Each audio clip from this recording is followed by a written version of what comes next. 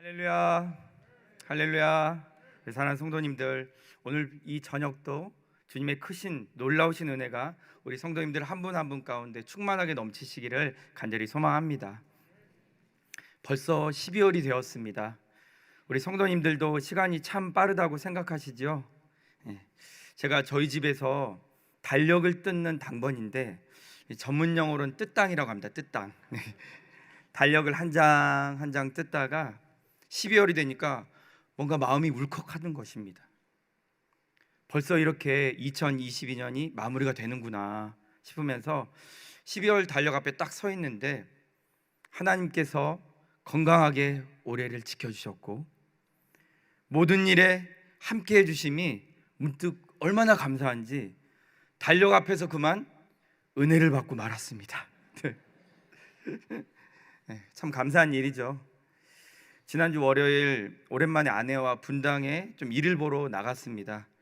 겨울이 되니까 날이 빨리 어두워지더라고요. 분당에 갈 땐 낮이었는데 돌아올 때는 늦은 시간이 아닌데도 벌써 어둠이 짙게 깔려 있어서 참 벌써 어둠이 왔구나 이렇게 생각이 들었습니다. 근데 문득 아내가 옆에서 이런 말을 하는 거예요. 여보, 우리에게 겨울이 있다는 게 얼마나 감사한지 모르겠다. 저 밖을 좀 봐라. 똑같은 환경인데 여름 밤하고 겨울 밤하고 참 다르지 않아? 겨울 밤은 뭔가 좀 스산하고 왜 이리 마음이 고독해질까? 꼭 우리에게 인생의 마지막이 있으니 매년 우리 자신의 삶을 돌아보고 전능자를 향하라는 메시지처럼 말이야. 이렇게 말하는 겁니다. 아니 그냥 겨울이라고 했지 또 이런저런 생각 미처 못 해본 저희가 아이고 우리 아내 또 어록 하나 만드는구나 이렇게 말하면서 웃으면서 넘기는데 마음은 꼭 그렇지가 않았습니다. 그래, 우리가 인생을 마무리하면서 모든 삶을 돌아보게 하는 그 순간은 누구에게나 찾아오게 되어 있지. 우리 인생의 마지막이 봄처럼 화사한 사람도 있겠지만 겨울처럼 너무 스산하고 무섭게 느껴지는 사람도 있겠구나 하는 생각이 들면서 나에게 또 나 자신을 점검해 보게 하는 겨울이라는 계절이 새삼 참 좋구나 이런 생각이 들었습니다. 사랑하는 우리 성도님들은 언제 뒤를 돌아보아 자신의 삶을 살펴보십니까? 그런 순간들이 우리 성도님들에게는 언제일까요? 오늘 본문의 요셉에게도 자신의 삶을 돌아보는 순간이 있었습니다. 자신의 첫째 아들을 낳고 요셉은 고백을 합니다. 우리가 함께 읽었지만 51절 말씀 다시 한번 읽어보겠습니다. 시작. 요셉이 그의 장남의 이름을 므낫세라 하였으니 하나님이 내게 내 모든 고난과 내 아버지의 온 집 일을 잊어버리게 하셨다 하며. 그렇게 힘든 시간을 보냈던 요셉도 제사장 보디베라의 딸과 결혼을 하여 두 아들을 낳게 됩니다. 요셉은 애굽에 살았지만 자녀들의 이름은 히브리식으로 지었습니다. 요셉은 장자를 낳고 그의 이름을 므낫세로 짓는데 이는 있다라는 뜻입니다. 요셉은 장자 므낫세를 낳고 고백합니다. 내 모든 고난과 내 아버지의 온갖 집안의 그 모든 생각들, 일들을 잊어버리게 하셨다. 사랑하는 성도님들, 요셉을 한번 찬찬히 한번 생각해 보세요.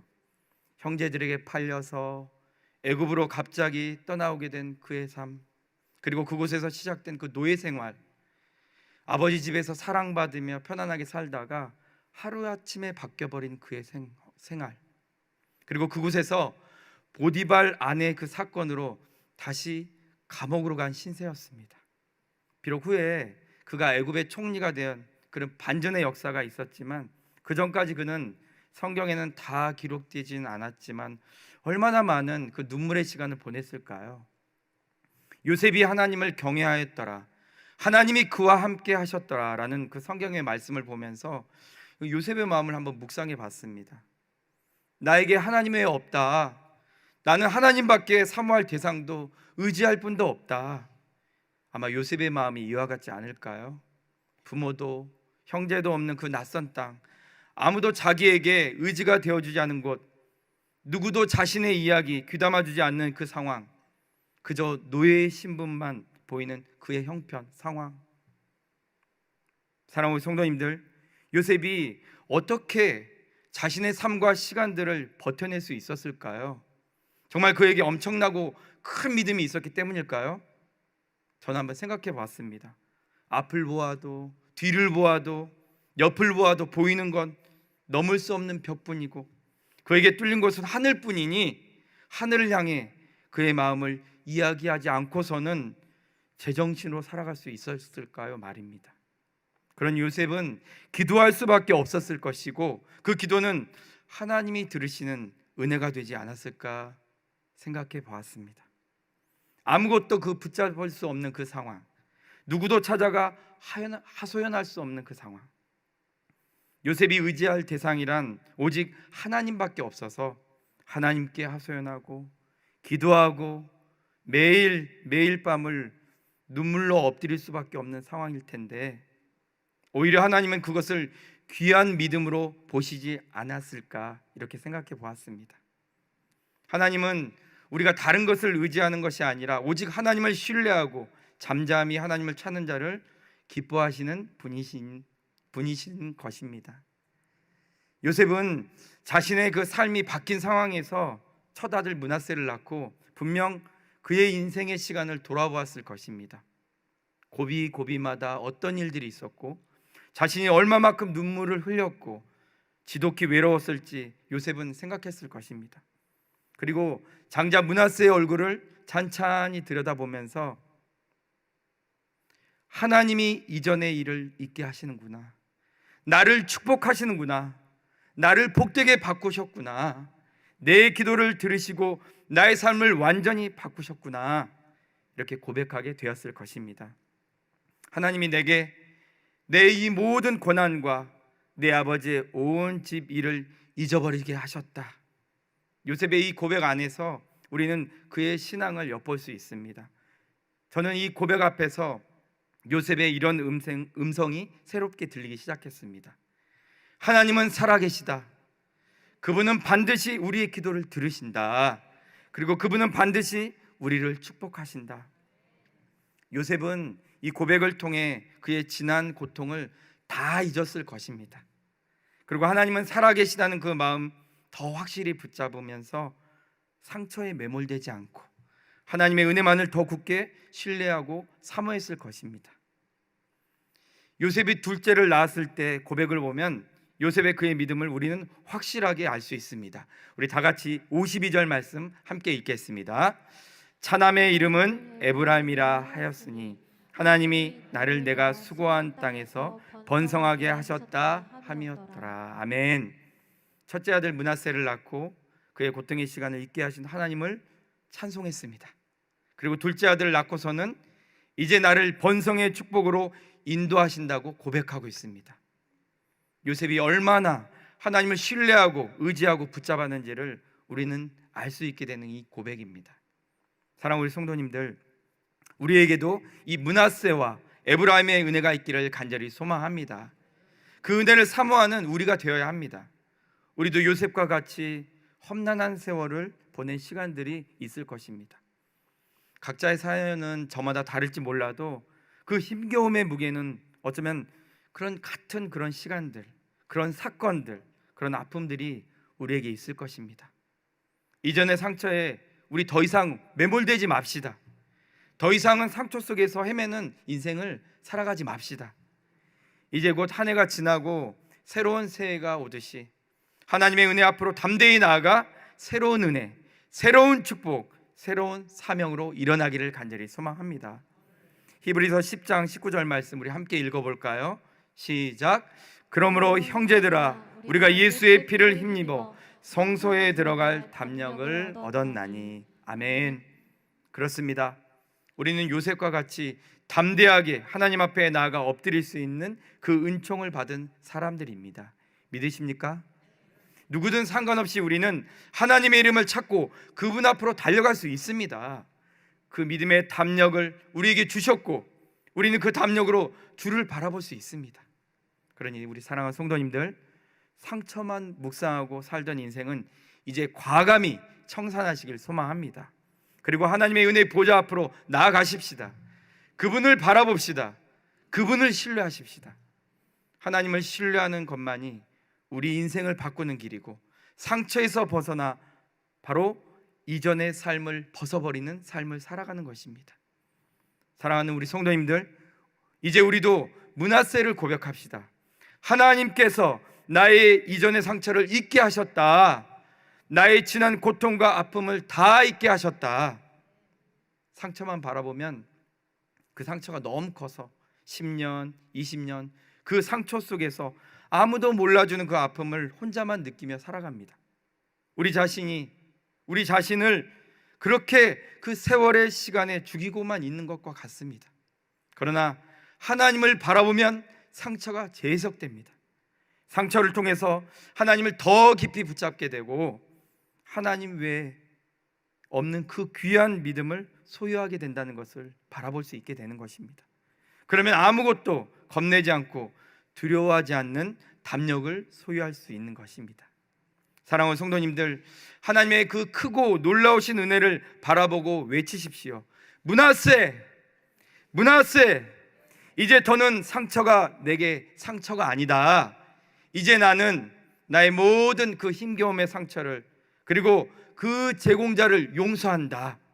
하나님의 은혜 때문에 그 모든 것이 내게서 사라진다. 선포하십시오.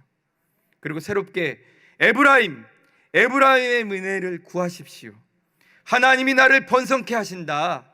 하나님이 나를 번성케 하신다. 한 손에는 므낫세, 한 손에는 에브라임을 외치면서 우리 고백합시다. 하나님께서 나의 아픔과 수고와 눈물과 한숨을 다 잊게 하시고 이제 나는 번성의 축복을 누리게 하신다. 지난 상처 그대로 흘려보내십시오. 가슴마다 상처가 머물러 있게 하지 마십시오. 오히려 마음속에 주름이 생기실 때마다 함께 하신 그 하나님의 은혜를 세워보는 우리가 되기를 소망합니다. 찬송가에 이런 가사가 있지 않습니까? 세상 모든 풍파 너를 흔들어 약한 마음 낙심하게 될 때 내려주신 주의 복을 세어보아라. 주의 크신 복을 내가 알리라. 받은 복을 세어보아라. 크신 복을 내가 알리라. 받은 복을 세어보아라. 주의 크신 복을 내가 알리라. 아멘. 하나님은 반드시 하나님을 찾고 부르짖는 자의 기도를 들으십니다. 우리의 기도는 결코 땅에 떨어지지 않는다고 그렇게 말하고 있지 않습니까? 그만큼 기도는 하나님이 들으십니다. 하나님은 우리의 기도를 들으시고 반드시 우리를 도우시는 분이십니다. 우리가 깨닫지 못할 뿐이지 절대 하나님은 우리를 고와 같이 내버려 두신 분이 아니십니다. 사랑하는 우리 성도님들, 올해를 마무리하면서 이제 우리 상처와 아픔들은 함께 정리하시길 소망합니다. 그리고 요셉의 고백을 우리의 고백으로 삼기를 간절히 소망합니다. 하나님은 한 번도 나를 떠나신 적이 없으시다. 요셉의 그 험난한 세월도 함께 하신 하나님께서는 나와도 함께 하셨다. 나의 기도를 들으셨다. 하나님도 나를 나의 아픔에서 해방시켜 주신다 고백하기를 간절히 소망합니다. 그리고 이전의 아픔들만 생각하며 계속 눈물만 흘리며 사는 인생이 아니라 에브라임 우리를 새롭게 하시고 내일이라는 그 소망이 보이지 않는 우리에게 내일을 예배해 주실 뿐만 아니라 비전으로 사명으로 더 번성케 하실 하나님의 축복을 바라보시길 간절히 소망합니다. 그리고 우리 자신을 주님의 이름으로 축복합시다. 항상 남에게 베풀고 남만 이해하고 남만 용납하느라 우리 자신 그 마음은 병든 채 살아가는지 모르고 살아오지 않으셨습니까? 우리 자신의 영혼이 건강해야 자녀에게 믿음의 거울이 되줄 수 있습니다. 건강한 믿음을 가진 우리 한 사람이 모여야 건강한 교회를 세울 수 있습니다. 요셉이 그 힘겨운 삶을 살면서도 하나님께 기도함으로 살아냈듯이 우리도 기도하는 사람으로 기도하는 인생으로 살게노라고 결단하기를 간절히 소망합니다. 그리고 하나님의 말씀을 가장 사랑하는 삶을 살면서 하나님 때문에 행복한 나, 주님 한 분이면 충분합니다 라고 고백하는 그런 내가 되시기를, 우리가 되시기를 간절히 소망합니다. 요한복음 14장 13절은 이렇게 말씀합니다. 우리 한 목소리로, 큰 목소리로, 앞부분인데요, 앞부분만 읽어보겠습니다. 시작. 너희가 내 이름으로 무엇을 구하든지 내가 행하리니. 아멘. 우리가 주님 안에 있어서 무엇이든지 기도하면 주님이 들으시겠다고 이미 약속해 주셨습니다. 즉 우리의 기도에 반드시 응답하시겠다는 약속입니다. 다만 우리가 주님 안에 있을 때입니다. 상처 안에서 기도하지 마시고 주님의 은혜 안으로 들어가시길 소망합니다. 그리고 주님을 신뢰함으로 주님께 기도합시다. 하나님께서는 우리 모든 성도님들의 기도에 반응하시고 반드시 응답하실 줄 믿습니다. 더불어 우리 성도님들 말씀을 붙잡으십시오. 상처를 이길 힘은 오직 하나님의 말씀밖에 없습니다. 사람이 변화되는 힘도 오직 하나님의 말씀밖에 없습니다. 왜 그럴까요? 하나님의 말씀은 살아있기 때문입니다. 화로처럼 싱싱하게 살아서 날뛰어서 하나님의 말씀이 우리 안에 들어오면 우리를 변화시키기 때문입니다. 그러니 이제는 하나님의 말씀으로 변화를 받아서 기도로 더 주님께 깊이 바라보시는 우리 모든 성도님들 되기를 간절히 소망합니다. 그리고 지금까지의 삶의 고백이 바뀌어서 은혜의 찬송이 가득한 삶을 살아내시는 우리 성도님들 되시기를 간절히 소망합니다.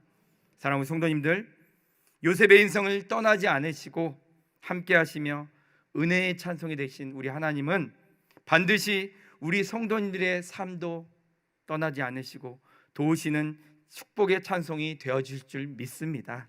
그 모든 은혜의 찬송, 은총을 받아 누리시면서 하나님이 주시는 크고 놀라운 기쁨이 우리 성도님들의 삶과 가정과 그리고 우리 용인절교회 충만하게 흘러 넘치시기를 주님의 이름으로 간절히 축원합니다.